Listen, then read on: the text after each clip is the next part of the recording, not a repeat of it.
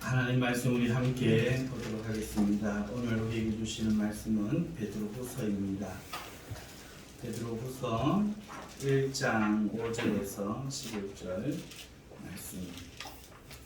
오늘은 어떤 성도가 세상을 이기는가 하는 제목으로 하나님 말씀을 증거하도록 하겠습니다.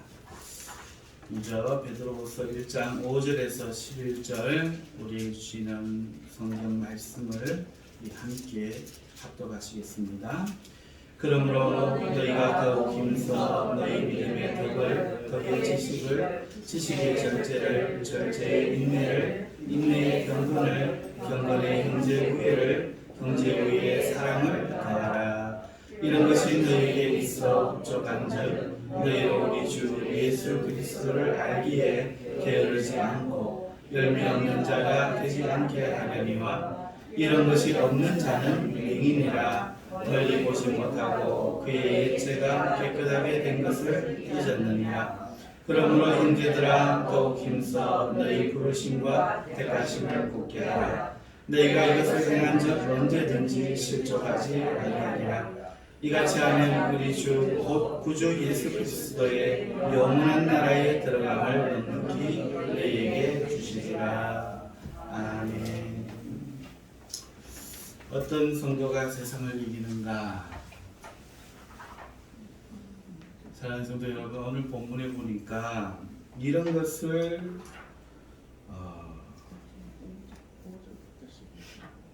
이런 것이 너희에게 없으면 너희는 맹인이라 이랬습니다. 여러분, 성도가 오늘 베드로 사도가 성도에게 주는 이 말씀을 들으면서 성도에게 맹인이 있구나 하는 생각을 하게 됩니다. 맹인이 뭐죠? 아마도 여기서는 앞을 못 보는, 사물을 못 보는 맹인이 아닐 겁니다. 아마도 세상을 볼 줄 모르고 진리를 볼 줄 모르는 사람을 말하겠죠. 옛날부터 사람들에게 되풀이되어 오던 질문이 하나 있습니다. 굉장히 오랜 시간 되풀이된 질문입니다. 그것은 나와 내 인생에 대한 것입니다. 나는 누구인가? 그리고 인생은 무엇인가? 하는 질문인데요. 많은 사람들이 물었고 또 많은 사람들이 나름대로 대답한 질문입니다. 하지만 지금도 인생을 진지하게 고민하고 또 자신이 누구인지 알기를 원하는 사람들 그리고 청춘들에게 그 질문은 오늘도 계속되고 있습니다. 그런데 가만 살펴보면 많은 사람들은 그 질문에 답을 얻었기 때문에 살아가는 것이 아니라 답을 찾지 못했지만 세상을 살아야 되기 때문에 필요 때문에 그냥 잊고 살아가는 듯 보입니다. 세상에는 이렇게 많은 사람들이 당신은 누구인가? 더 이상 대답하기를 원치 않고 더 이상 묻는 것을 원치 않고 인생이 무엇인가?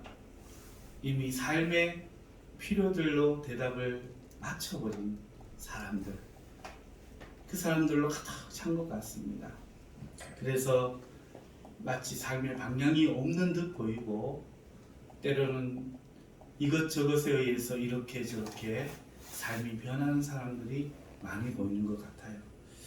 그런데요, 세상에 그 답을 찾는 사람들을 우리는 봅니다. 그들은 그 질문에 대한 분명한 답을 알고 있고 그 답을 따라 살아갑니다. 그 사람들을 이름하여 우리는 성도라고 합니다. 성도들이 찾은 단 하나의 정답, 그것이 무엇인 줄 아세요? 바로 탈출이죠. 성도들이 찾은 그 답, 인생이 무엇인가, 나는 누구인가, 거기에 대한 답이 탈출입니다. 인생은 끔찍하고 참혹한 결말 앞에 놓인 상태로 있으며 우리 인생은 그것을 살아가는 사람들이고 그것이 우리 모두의 숙명이라는 그 진리를 발견하는 사람들. 세상 사람들은 아무도 그렇게 생각하지 않지만 그것을 발견하고 분명한 삶의 이유를 가지고 탈출하기 위해서 사는 사람들. 그것이 바로 성도죠. 나는 누구인가 이 세상에서. 죄로 말미암아 죄에 사로잡혀 죽음과 썩어질 것들의 종려하며 심판을 기다리고 있는 세상과 함께 멸망할 무시무시한 지옥의 심판과 형벌 앞에 놓인 사람. 그것이 우리의 정체성이었죠. 세상 사람들은 저 산 너머에 희망이 있다고 헤르만 헤세의 것처럼 이야기합니다. 그래서 그 산에 가봤더니 거기에 행복이 없다는 거예요. 그렇게 속으면서 행복을 찾아 60년, 70년 살아도 참 행복이 여기에 있노라 말할 수 있는 사람 단 한 사람도 없지만 오직 이 세상이 끔찍한 심판의 대상과 끔찍한 죄와 악의 세상인 것을 믿고 탈출하기로 작정하여 주 예수께 피한 사람들만이 참 행복을 찾는 것을 저는 경험하고 보았습니다. 교회에 나와도 이와 같지 않은 사람들은 단연코 행복을 경험하지 못합니다.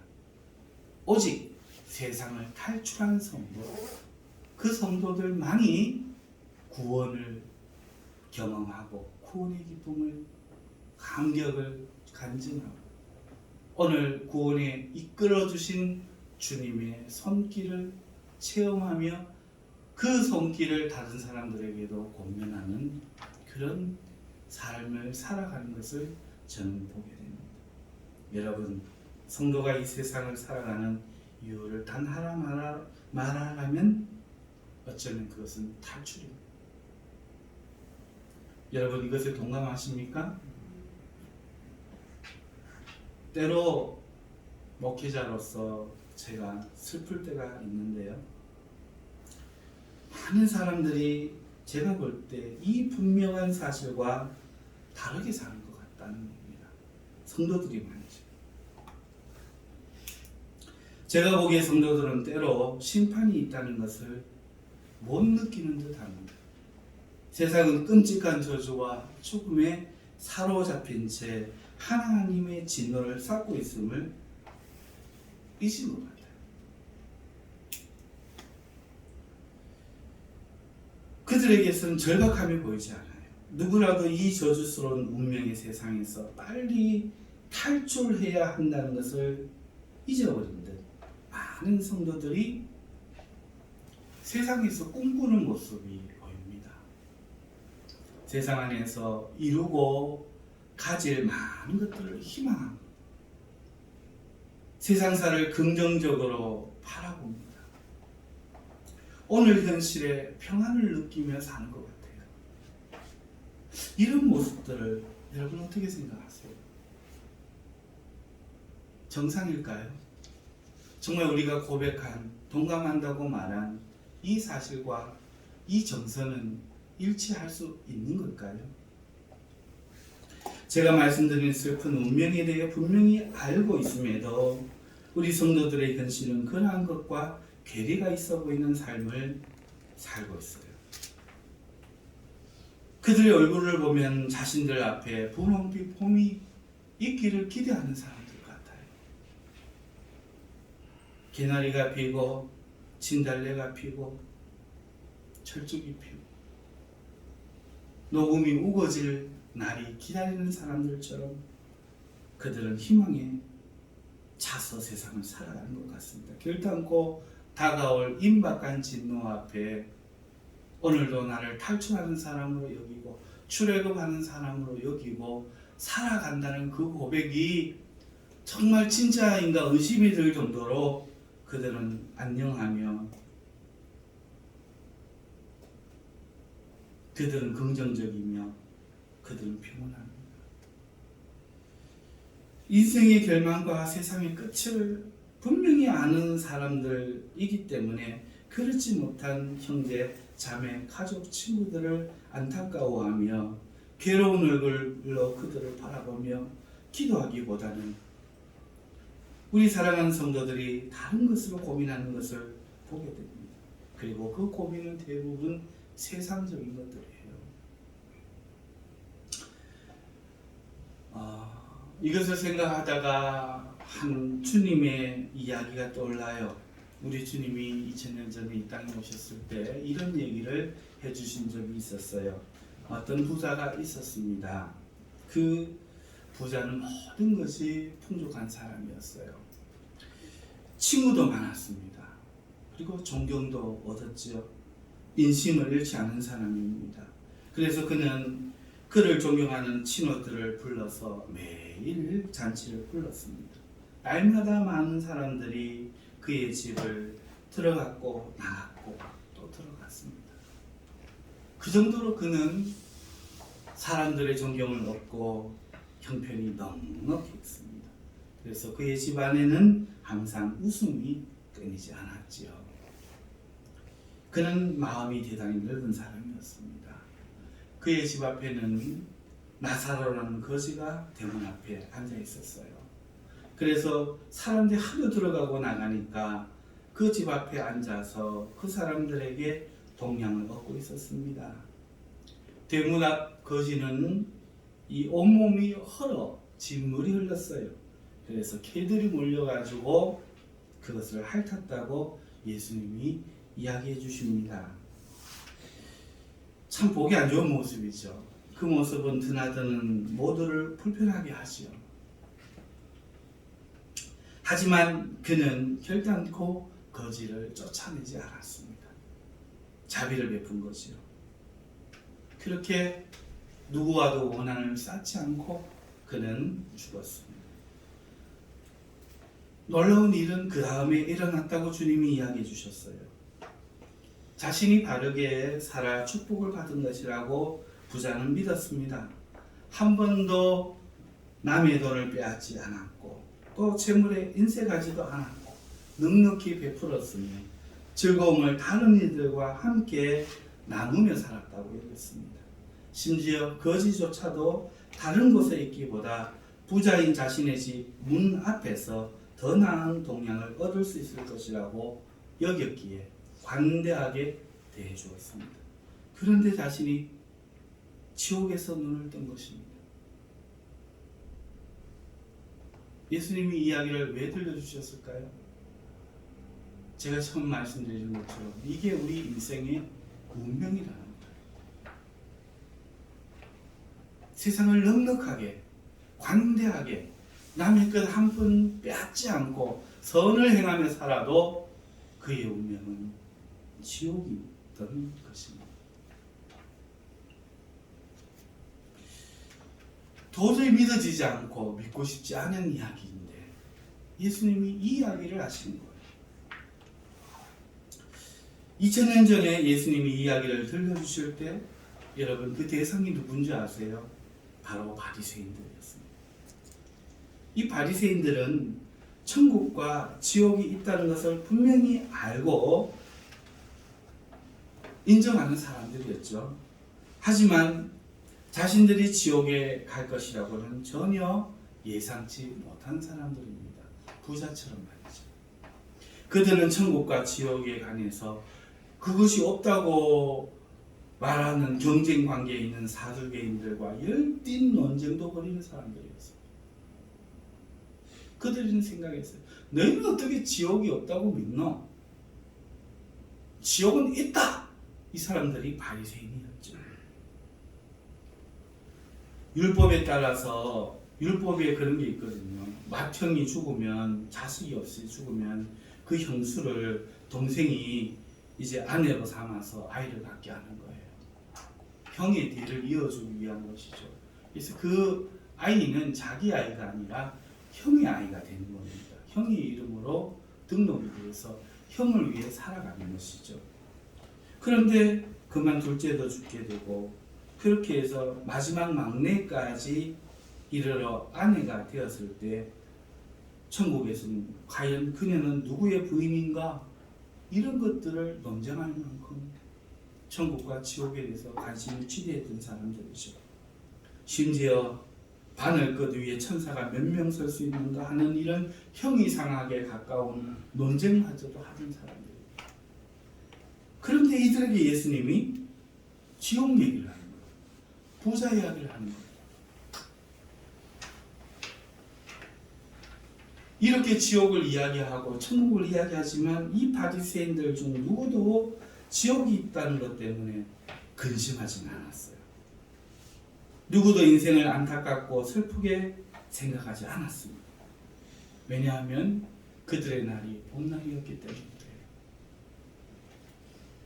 그들은 그 봄날이 계속되기를 희망했습니다. 그리고 그 봄날을 위해 하나님을 찾았습니다. 인생의 이 땅에서의 봄날을 위해서 말이죠. 여러분, 예수님이 들려주신 이야기 한번 생각해 보십시오. 그리고 오늘 제가 성도들을 생각하면서 슬퍼하는 그 이야기를 기억해 주십시오. 오늘 천국과 지옥이 있음을 분명히 믿는다고 말하는 성도들의 모습을 보며 제가 예수님이 바라보며 이야기하셨던 그 바리새인들이 떠오르면 여러분 어떤 이유일까요? 제가 비관적일까요?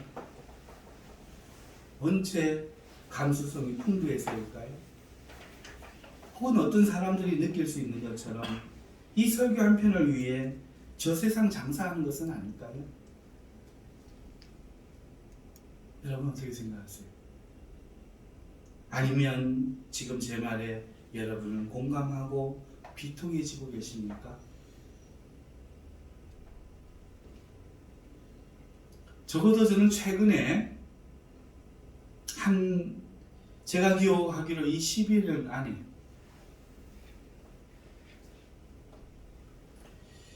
안에 제가 교회 생활을 하면서 철든 이후에 지옥을 인해 두려워하는 사람, 지옥에 갈 사람을 인해 슬퍼하는 사람을 만난 기억이 잘 안 나요.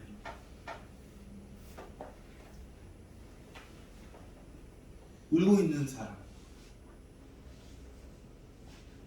지옥 갈 형제, 친척, 자매를 위해서 눈물 흘려 금식하고 우는 사람, 애통하는 사람. 여러분 보셨나요?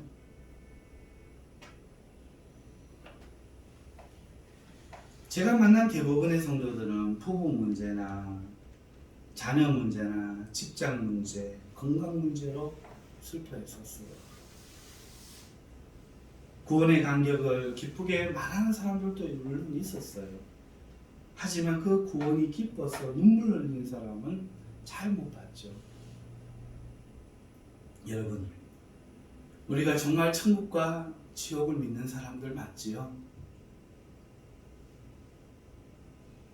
이 세상의 비통한 결말을 우리는 알고 믿고 탈출하게 된 자신의 삶을 이해하는 사람들 맞지요? 그래서 어떻게 살아야 하는지를 알고 무엇을 해야 하는지를 알고 천국이 더 가까워짐을 기뻐하는 사람들 맞지요? 오늘 베드로 사도가 그걸 말하고 있다는 것을 본문이 말해주고 있어요. 1절에서 4절을 보면요, 보배로운 믿음을 함께 받은 자들에게 편지한다고 하고 있으면서 부르신 이를 알므로 말미암아 정욕으로 썩어질 세상을 피하여 신성한 성품에 참여하게 하려 하신 하나님의 은총에 대하여 찬양하고 있지 않습니까? 그리고 그렇기 때문에 5절에서 7절에 보면 믿음에 더해야 될 7가지 덕목을 말하고 있어요. 이 세상은 썩어질 진노 앞에 있는 세상이기 때문에 이 세상을 피해가는 너희의 믿음에는 이런 것들이 있어야 된다 말하면서 이것이 없으면 성도라고 하지만 맹인이요 깨끗하게 된 것을 잊어버린 자라고 옛 죄에 참여하는 자라고 말하고 있습니다. 그렇죠? 이 말이 무슨 뜻이죠? 세상에 썩어질 것, 곧 두려운 심판의 대상에서 그 심판의 세상에서 탈출했다고 하는 이들이, 여러분 우리 출애굽 많이 들었죠? 이거 옛날 이야기 아니죠? 그 출애굽이 오늘 우리 출애굽을 이야기하는 거죠. 혹시 성경 속의 출애굽은 있지만 우리의 출애굽은 없다고 생각하시는 분 아무도 안 계시죠? 그 출애굽은 오늘 우리가 이 세상을 출애굽하는 것을 상징하는 이야기인 것을 다들 아시지요? 그렇습니다. 우리는 세상에서 탈출하는 사람들입니다. 두려운 심판 앞에 놓인 그런 운명이기 때문에 여기에서 탈출하는 것이 바로 우리들의 정체성인데, 이것을 잊고 살아가는 것에 대해 말하는 거예요. 베드로 사도가 잊어버렸기 때문에 그들은 그들의 믿음에 그 어떤 것도 더하지 않음으로써 아무 열매가 없다는 거예요. 분명히 탈출했다고 했는데, 분명히 하나님을 믿는다고 하는데 그 믿음에 없는 거예요. 이거는 아무것도 아니라는 거죠.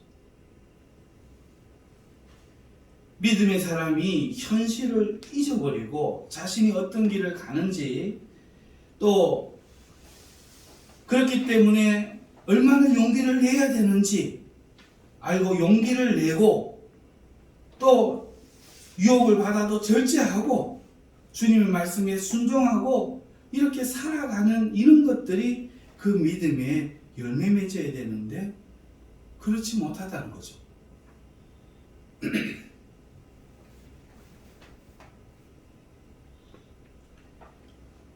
여러분이 잠시 7가지 덕목에 대해서 좀 알아보십시다. 여러분 오늘 본문에 보니까 믿음에 덕을 더하라 말씀하고 있죠. 이 덕이란 단어는 어떤 뜻을 가졌느냐 하면은 이런 뜻을 가졌습니다. 업적이나 뛰어난 공적. 업적이 뭐죠? 무언가를 이루어 놓은 것을 이야기하죠. 뛰어난 공적, 혹은 남자다움이나 용맹함, 혹은 칭찬받을 만한 공적, 이런 뜻이 있어요. 우리는 이 덕을 보통 어떻게 이해하죠? 어질다, 어진 사람이다, 이렇게 이해하는데, 실제 이 단어의 용례는 어떤 공적을 이야기하는 거예요. 이 말은 이 세상을 탈출하는 사람들이 그 가진 믿음이 있으니까 탈출하지 않았겠어요? 그 믿음에 어울릴 만한, 탈출하는 사람의 용맹함, 뛰어나는 노력, 남이 인정할 만한 애씀이 있어야 된다고, 그것을 더하라는 것이죠.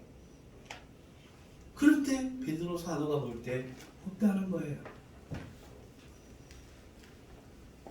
이 각고의 탈출과 힘씀이, 이 덕이 그 믿음에 더해져야 되고, 그리고 이 덕에는 방향 없고 향방 없이 가면 안 되니까 지식을 더해야 된다고 말합니다. 이 지식은 우리를 부르신 하나님을 아는 것, 또 성경 지식, 이 세상과 심판과 복음의 상관관계, 그리고 그리스도의 일꾼됨과 교회를 아는 것, 이런 것들을 말하는 거죠. 그래야 바르게 애쓸 수 있을 거 아니에요. 머리가 나쁘면 손발이 고생한다는 옛말이 있잖아요. 옛말인가요? 사랑하는 성도 여러분, 방향도 없이 애만 써서 가면 엉뚱한 데로 가잖아요. 더 멀리 가잖아요. 그러니까 이 순서대로 이 세상을 탈출하는 사람들은 정말 그 믿음이 그것을 인식하고 있다면 거기에 용맹과 노력이 더해져야 되고, 그리고 거기에 올바른 지식이 더해져야 된다는 겁니다. 하지만 베드로 사도는 그 지식만을 추구해서는 안 되며 그 지식의 절제를 더해야 된다고 말해요. 지식보다는 오히려 그 지식에 따른 수많은 수고와 시험을 인내해야 된다는 뜻이죠. 10가지를 알기보다 한 가지를 알아도 그 한 가지를 인내하며 지켜야 한다는 뜻입니다.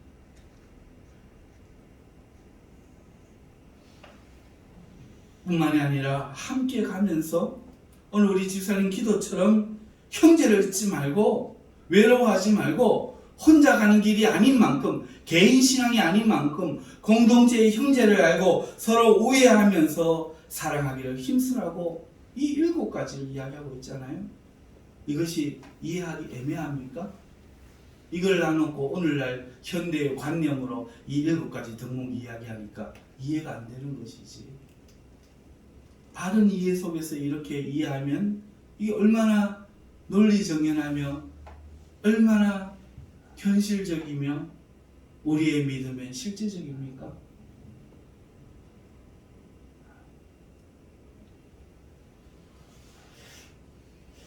우리가 보고 있는 이 베드로후서는요, AD 64년경 기록됐다고 우리는 보고 있어요. 이 시기는 예수님이 승천하시고 또 이방의 복음을 전하던 사도 바울, 어쩌면 이 베드로후서를 받는 이방인들, 그들의 사도였던 바울이 순교하고 난 후에, 그리고 베드로 자신도 이제 자기의 죽음이 임박했음을 느끼는 그런 베드로 사도 생애 말기에 기록된 성경이에요.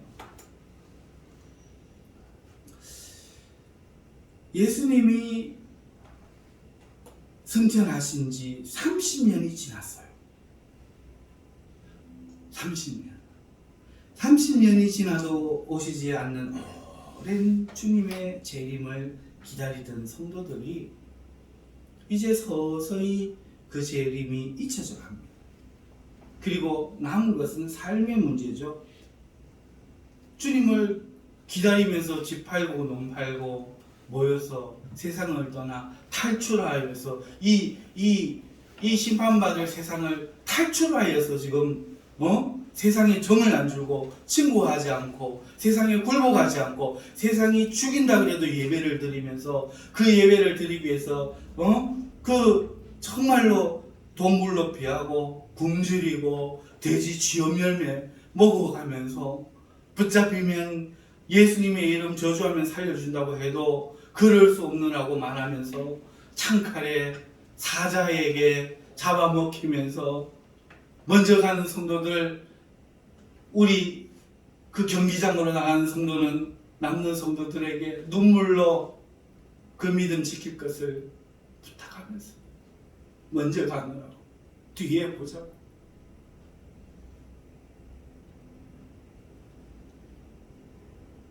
그런데 재림이 안 오는 거예요.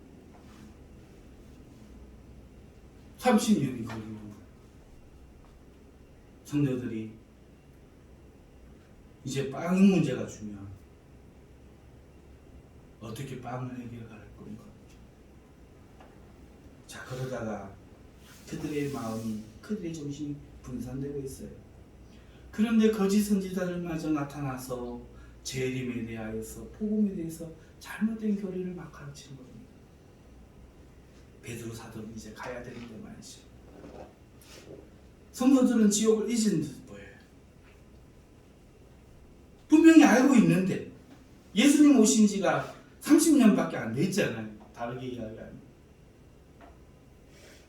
영원히 계속될 듯 느껴지는 주님을 기다리는 삶이 그렇게 영혼처럼 될 것 같은 성도들은 잠시 머물 세상에, 그 세상을 견디기 위해 일구던 땅과 밭에 더 많은 희망과 긍정과 바람을 심기 시작합니다.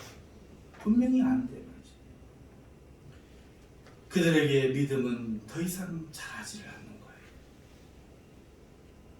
아무도 세상에서 탈출하는 믿음에 더 이상 용맹함도 그 어떤 열정도 보이지를 못하고 있는 겁니다.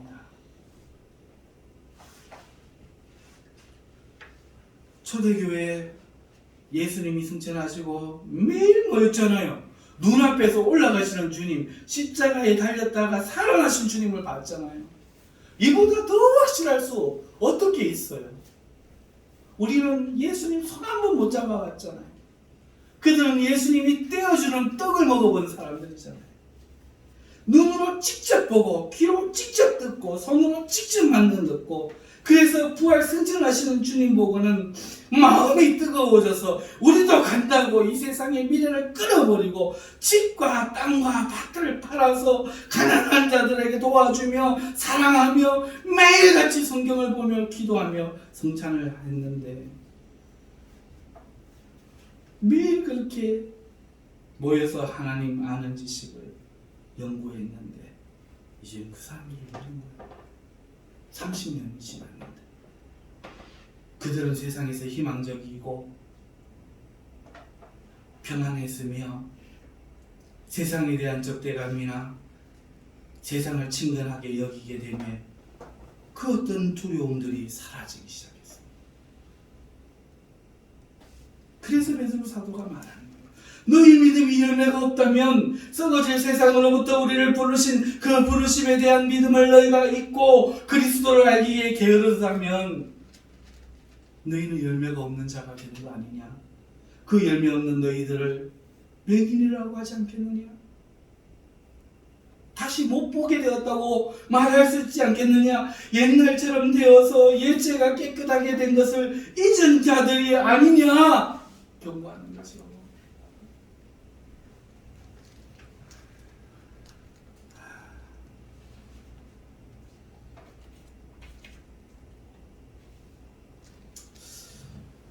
그런데 예수님 당시에 바리새인들이 그랬고, 오늘 우리 성도들이, 세상의 많은 성도들이 그런 것 같습니다. 마음이 뜨거워지지 않고 눈물이 흐르지 않고 대수롭지 않고 하품이 나고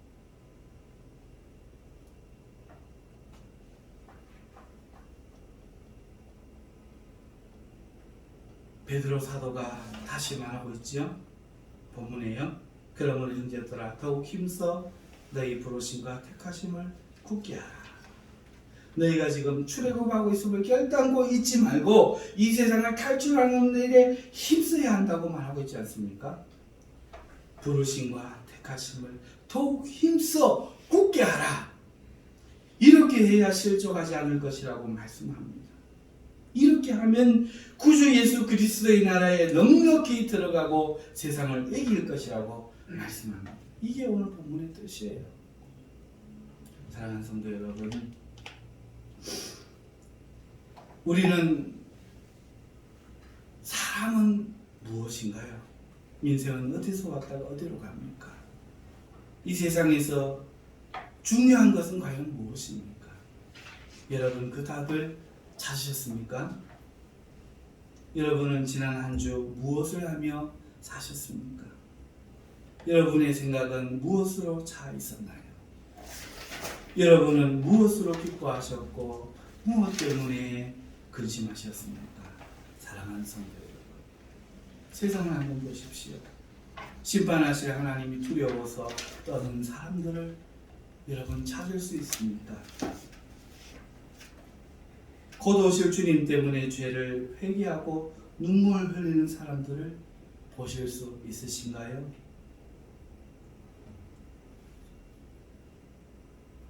지금 세상과 교회는 싸우고 있어요. 그렇죠? 물론 저는 교회의 주장이 옳다고 믿습니다. 예배를 방해하고 교회를 부당하게 박해하고, 이는 민주사회에서 헌법에 대한 자유에 대한 바른 이해가 아님을 저도 분명하게 공감하고 옳다고 인정하는 바입니다. 하지만 이것도 생각해 봅시다. 세상에 대한 그리스도인들의 눈물은 어디 있나요? 싸워 이기면 그것이 우리가 이 세상을 출애굽하는 것에, 그들이 출애굽할 수 있는 것에 어떤 도움이 되나요? 우리의 삶의 목적이 바로 이거라면 싸워 이겨서 도대체 그들이 이 세상을 탈출하는데 어떤 도움이 되죠? 우리는 어떤 도움이 있죠? 오늘 우리는 정말 탈출하지 못한 그들 때문에 분노가 큰가요? 아니면 눈물이 앞을 가리나요? 우리 믿음의 용맹을 더하고 지식을 더하고 박해를 두려워하지 않고 참으며 하나님을 부지런히 하라, 형제를 사랑하며 주님의 재림에 더 가까워지려는 이 회복 운동이 우리에게 일어나지 않을까요? 우리가 세상을 이기는 것이 과연 어떤 것일까요? 우리가 옳다는 것을 증명하는 것은 아닐 겁니다.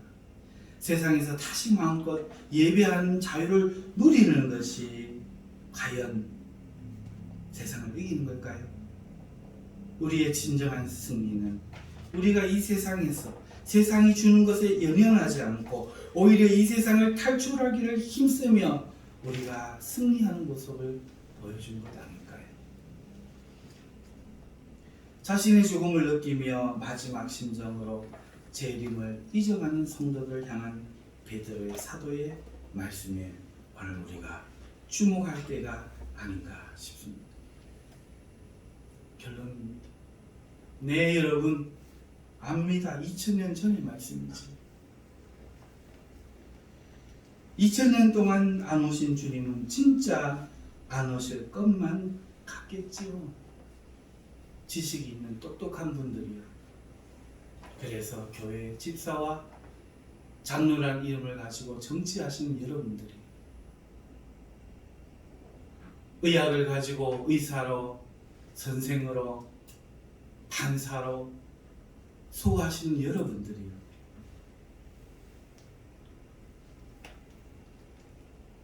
누군가의 얘기처럼 그저 제자들이 자기의 공동체를 묶어 놓으려고 만들어 놓은 이야기로 주님은 그저 행복한 세상을 살아라 한 말씀인데 거기에 더한 이야기로 들리시겠죠.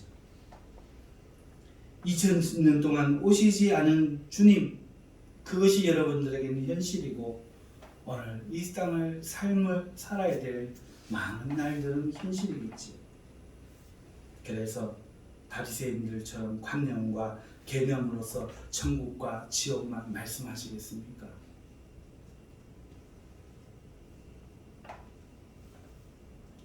부자를 기억하십시오. 예수님이 들려주시는 거지 나사로와 부자의 이야기를 성경의 이야기, 성경에 있는 옛날 이야기, 호랑이 담배 피던 시절의 이야기로 돌리시지 말기를 진심으로 주님의 이름으로 축원합니다. 그래서는 안 됩니다.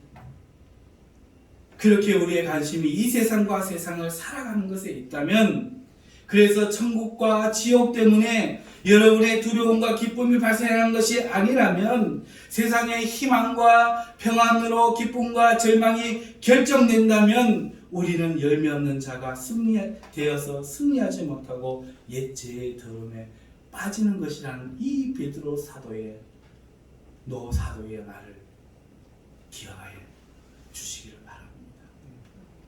아무도 주목하지 않아도 이제 우리 성도들은 마지막을 생각하십시오.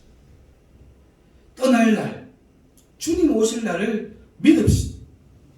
현실에서 이 이야기를 현실에서 믿고 이 현실을 이기기를 바라지 말고 영원한 승리를 얻기를 바라십시오. 사랑하는 성도 여러분, 우리 모두 이 부름을 잊지 마시기를 바랍니다. 그리스도를 알기에 힘쓰며 형제들과 함께 이 길을 더욱 믿음으로 가시기를 바랍니다. 하나님의 은총이 여러분과 저에게 함께 하시기를 축복합니다. 기도하겠습니다. 걸어가시고 자비하시는 주님, 이 세상이 그저 많은 날들이 이어질 네버엔딩 스토리로 보고 하나님 재림을 기다리지 않는 많은 사람들이 있음을 우리는 봅니다. 하나님 이때에 우리도 잠자고 우리도 맹인되지 않았는지 다시 한번 오늘 주일에 예배드리며 돌아봅니다. 하나님의 말씀을 듣기를 원합니다. 주여, 이 말씀이 오늘 우리에게 레마가 되게 하옵소서. 깨어나게 하옵소서. 다시 한번 이 세상의 운명에 대하여 슬퍼하고 괴로워하고 여기에 동참하지 못하고 있는 세상 사람들을 불쌍히 여기며 천국 여정에 나선 우리 자신에 대하여 기뻐하고 이 소망을 사랑하는 자들과 함께하기를 정말로 원하여 이 1년에 한 사람이 아니라 많은 사람 구원해 내기를 원하는 우리 성도들이 될 수 있도록 하나님 오늘 은혜를 다하여 주시옵소서. 예수님의 이름으로 기도하옵나이다. 아멘.